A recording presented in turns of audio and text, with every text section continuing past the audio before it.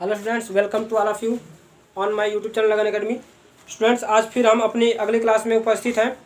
कल हमने पढ़ा कंपाउंड रिलेटिव प्रोनाउन, जो संयुक्तवाचक सर्वनाम, जिसकी हिंदी क्या होगी, संयुक्तवाचक सर्वनाम। तो आज हम फिर उसी का एग्जाम्पल लेने वाले हैं और एग्जाम्पल जो है कि आपको बता देंगे कि कैसे इसमें प्रयोग होता है और इनका जो प्रयोग है कितना इम्पोर्टेंट है। ठीक है, और आप लोग वीडियो को अंत तक देखा करें, आपके भलाई के लिए है, जिससे आपकी प्रिपरेशन को क्या मजबूती मिलेगी। ठीक है, आइए, समय नहीं है अपने पास, तो इसमें जैसा कि यहाँ पर देखिए हुई बार जो कुछ भी, इसका हिंदी क्या बताया गया है, हुई बार मतलब जो कुछ भी। मतलब अब इसको जब भी हम ट्रांसलेट करेंगे हिंदी टू इंग्लिश में, तो आप इधर पीछे पीछे ये जो आपका क्या है, कॉम्प्लीमेंट वर्ड जो है, जिसे हम कह सकते हैं कि सेकंड क्लॉज है ना, तो इस क्लॉज को आगे कर देंगे, क्योंकि यहाँ पर क्या है, यहाँ पर ये रिलेशन वाला बताने वाले वर्ड है, तो यहाँ से नहीं बन सकता है कभी भी। हिंदी बनेगी कहाँ से, इधर से। ठीक है, तो स्वागत करो, इसका क्या होगा, वेलकम, वेलकम। ठीक है, अब जो कोई भी, जो कोई के लिए whoever, ठीक है, whoever आता है, कम्स, ठीक है, कम्स यहाँ का हियर। ठीक है, कहता है वेलकम whoever कम्स हियर। इसका मतलब क्या हुआ कि जो कोई भी यहाँ आता है स्वागत करो। और यहाँ पर देखिए कि यहाँ पर whoever ही हमने क्यों लगाया, क्यों ना हमने whichever लगाया, क्यों ना हमने whatever लगाया या whomsoever लगाया। वो इसलिए क्योंकि यहाँ पे देखिए सजीवों के बीच की बात कही जा रही है कि जो कोई भी आता है स्वागत करो। ठीक है, तो सजीव के लिए हम लोग जानते हैं कि सिंगुलर में हु का प्रयोग करते हैं, तो यहाँ पे ये रिलेटिव प्रोनाउन के रूप में जो कार्य कर रहा है इसीलिए। और यहाँ पर आता है प्रेजेंट इंडेफिनिट का टेंस है, इसलिए ये क्या है, सिंगुलर का है, सिंगुलर का है, तो इसके साथ वर्ब क्या है, सिंगुलर की लगी है। ठीक है, आगे कहता है जो कुछ तुम्हें अच्छा लगता है ले लो। फिर वही इस कॉम्प्लीमेंट को पूरा करो, पहले ले लो मतलब टेक। ठीक है, जो कुछ भी अच्छा लगता है ले लो। तो क्या कोई वस्तु लेने की बात कही जाए, तो जब वस्तु अर्थात निर्जीव कोई चीजें जब हो, तो उसमें हम रिलेशन बताने के लिए क्या करेंगे, विच ईवर का प्रयोग ना, तो हो जाएगा विच ईवर। ठीक है, विच ईवर मतलब जो कुछ भी, और टेक मिस ले लो, जो कुछ भी तुम्हें अच्छा लगता है, यू लाइक। ठीक है, यहाँ पर तो विच ईवर में इसमें कर लीजिए और यहाँ पर हो जाएगा यू लाइक। ठीक है, अब यहाँ क्या बताया जा रहा है, व्हाट ईवर मतलब जो कुछ भी। देखिए यहाँ भी दिया है जो कुछ भी, यहाँ भी दिया है जो कुछ भी, इसीलिए हम बता दिए थे कि देखिए बच्चे यहाँ भूल सकता है कि हु ईवर लगाए कि विच ईवर लगाए या व्हाट ईवर लगाए या होम सो ईवर लगाए। तो व्हाट ईवर के लिए हमने रिलेटिव प्रोनाउन में बताया था ना कि व्हाट ही एक ऐसा आपका रिलेटिव प्रोनाउन है जिसका कोई एंटीसीडेंट नहीं होता है। जैसे में देखिए अभी पता चल जाएगा क्या होता है एंटीसीडेंट। ठीक है, तो व्हाट ईवर मतलब जो कुछ भी, कह दिया जाए कि जो कुछ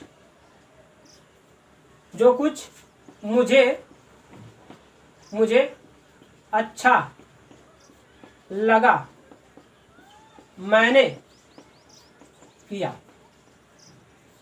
ऐसा वाक्य हो और इसको ट्रांसलेट करना हो इनटू इंग्लिश में, तो कैसे करेंगे, वही पीछे से मैंने क्या, आई, किया, कौन सा टेंस है, पास्ट इंडेफिनिट ना, तो इसमें क्या लगता है, वर्ब की सेकंड फॉर्म, और वो भी अफर्मेटिव में है इसलिए। ठीक है, तो आई डिड मीन्स मैंने किया, डू का सेकंड फॉर्म डिड है, ये मत सोचिएगा यहाँ पे एक्सलरीज है। ठीक है, तो आई डिड, और जो कुछ का क्या होगा इंग्लिश, व्हाट ईवर है ना।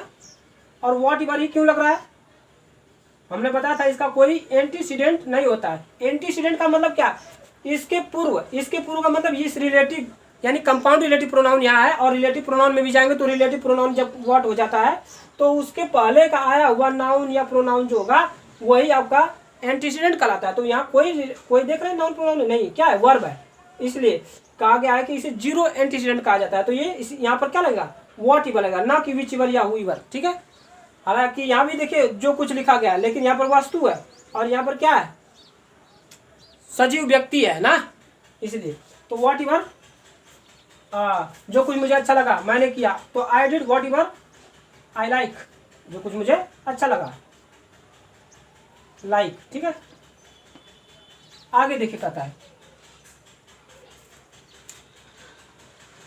आई लाइक दिया पास्ट में। आगे देखिए जिस किसी को, अर्थात कह दे कि तुम जिस किसी को पसंद, है ना, पसंद करती हो मुझे बताओ, ठीक है।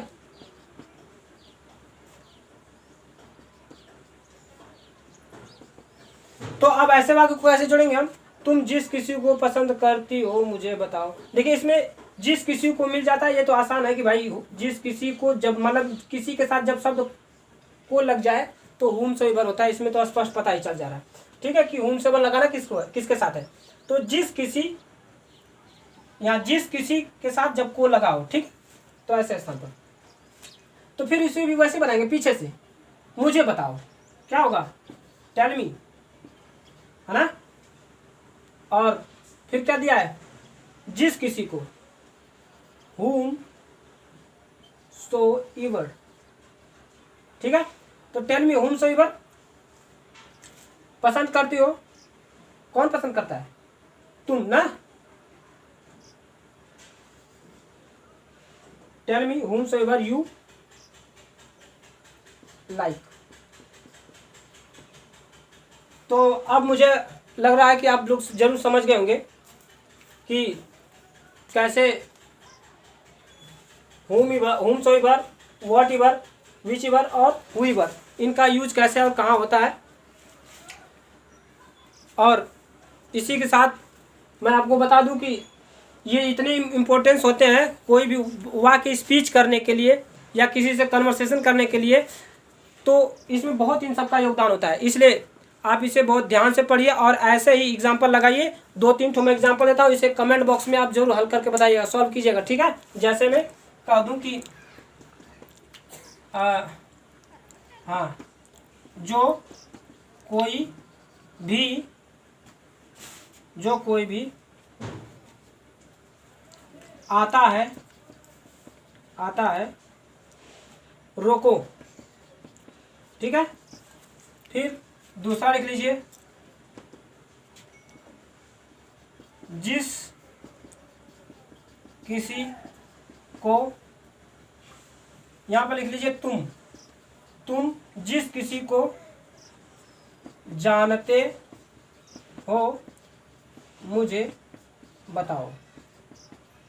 बहुत इजी है, अभी अभी आप चाहेंगे तो इसे लगा देंगे तुरंत का तुरंत, और अभी अभी हमें कमेंट बॉक्स में इसे सॉल्व करके बताइए, ताकि देखा जाए कि आपको समझ में आया नहीं समझ में आया, फिर से आप उसमें कमेंट करेंगे और मैं फिर से आपको बताऊंगा। लेकिन हाँ, आपका उत्तर आना चाहिए। अब तक मैंने 2-3 क्लासों में आपको होमवर्क दिया, लेकिन एक का भी आपने जवाब नहीं दिया है। इस बार मुझे आशा है कि आप लोग बताएंगे, 100% मुझे आंसर चाहिए, ठीक है। और देखिए बेकार की चीज़ें, जब किसी को, बेकार की चीज़ें तो है नहीं है, जब किसी को मतलब कि फ्री में कोई चीज़ मिल जाती है तो उसे वो वर्दलेस समझता है, बेकार, कोई काम की नहीं है ना। तो जब आप इसे फीस देकर जाएंगे पढ़ने में तब समझ में आएगा। तो आप समझ गए होंगे, अब मैं आगे कुछ नहीं कहूँगा। इसी के साथ धन्यवाद।